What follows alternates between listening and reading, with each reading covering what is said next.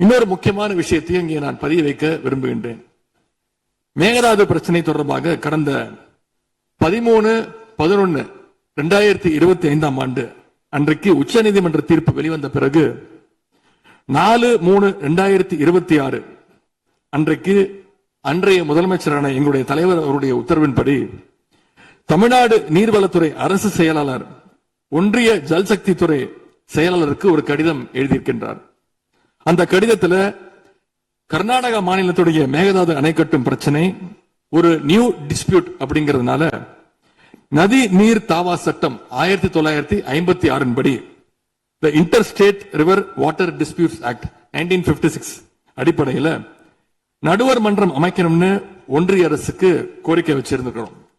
ஆகவே இந்த அரசு இப்ப கொண்டு வந்திருக்கக்கூடிய அந்த தீர்மானத்தில் மேகதாது அணை கட்டுறது தொடர்பாக தமிழ்நாடு அரசு மார்ச் 4 2026 ஆண்டு அன்றைக்கு எழுதின கடிதத்தில் கேட்டுக்கிட்டபடி மாநிலங்களுக்கு இடையிலான நதிநீர் தாவா சட்டம் 1956 பிரிவு 4 கீழ அந்த அடிப்படையில் புதிய நடுவர் மன்றம் அமைக்க வேண்டும் என ஒன்றிய அரசை இப்பேரவை வலியுறுத்துகிறது அப்படிங்கிறத என்னுடைய பெயரில் கொடுக்கப்பட்டிருக்கக்கூடிய அந்த திருத்தத்தை சேர்க்க வேண்டும் என்று உங்களை நான் கேட்டுக்கொள்கின்றேன்.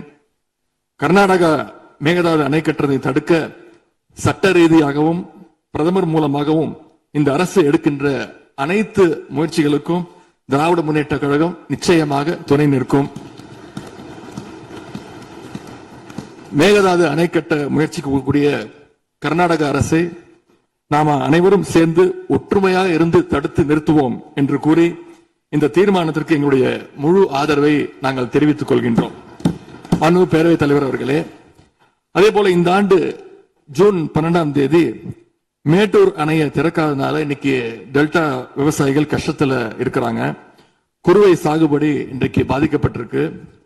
அடுத்து நடக்க இருக்கக்கூடிய காவிரி வாட்டர் மேனேஜ்மெண்ட் அத்தாரிட்டி கூட்டத்தில் இது தொடர்பாக தமிழ்நாடு அரசு நம்முடைய தரப்பு நியாயங்கள் எல்லாம் எடுத்து வச்சு நமக்குரிய நீரை விரைவா பெற்று தரணும்னு அந்த விவசாயிகள் சார்பாக இந்த அவையை நான் கேட்டுக்கொள்கின்றேன்.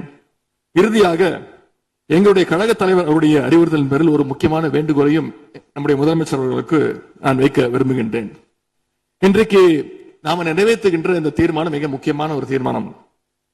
இந்த தீர்மானத்தை கடிதம் மூலமாக ஒன்றிய அரசுக்கு அனுப்பி வைப்பதற்கு பதிலாக தமிழ்நாட்டுடைய அனைத்து சட்டமன்ற கட்சி உறுப்பினர்களும் நாடாளுமன்ற உறுப்பினர்களும் சேர்ந்து ஒரு குழுவாக போய் ஒன்றிய அரசு கிட்ட கொடுத்து நம்முடைய ஒற்றுமையை நாம வெளிப்படுத்த வேண்டும் என்று கேட்டுக்கொள்கின்றேன். அதற்கு திராவிட முன்னேற்ற கழகம் தயாராக இருக்கின்றது. அரசியல் வேறுபாடுகளை எல்லாம் கடந்து செயல்பட இந்த அரசும் முன்வரணும்னு எங்களுடைய தலைவரின் சார்பாக கேட்டுக்கொண்டு தீர்மானத்தை முழு மனதாக ஆதரித்து அமைகின்றேன். நன்றி, வணக்கம்.